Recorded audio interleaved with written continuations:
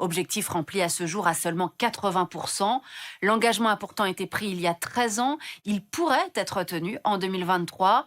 En la matière, certains pays sont plus exemplaires que d'autres. L'Italie, les Pays-Bas, la Suède, le Japon, d'autres moins, notamment les États-Unis et l'Australie. La question financière tient une place centrale à la COP27 de Sharm el-Sheikh en Égypte. Lors de la deuxième journée du sommet, la plupart des dirigeants africains et des pays en développement ont réclamé plus de moyens pour faire face aux conséquences du changement climatique. Selon un rapport de la COP, les pays du Sud auront besoin de plus de 2000 milliards de dollars par an d'ici 2030 pour financer leur action climatique.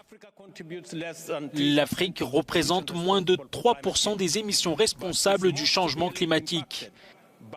Mais elle est la plus gravement touchée par ces conséquences.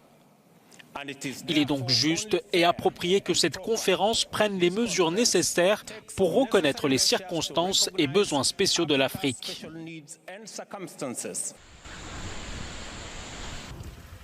La première ministre de la Barbade, Mia Mottley, dont le pays est frappé de manière récurrente par des phénomènes météorologiques extrêmes, a été l'un des nombreux dirigeants à critiquer les pays industrialisés pour avoir délaissé le reste du monde.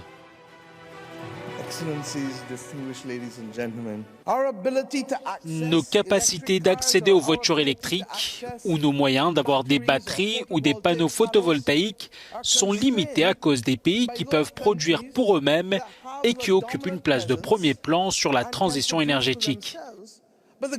Sur ces questions, les pays du Sud sont à la merci des pays du Nord. En 2009, à Copenhague, les pays riches avaient promis 100 milliards de dollars par an aux pays du Sud à partir de 2020. Mais selon l'OCDE, un peu plus de 83 milliards ont été mobilisés.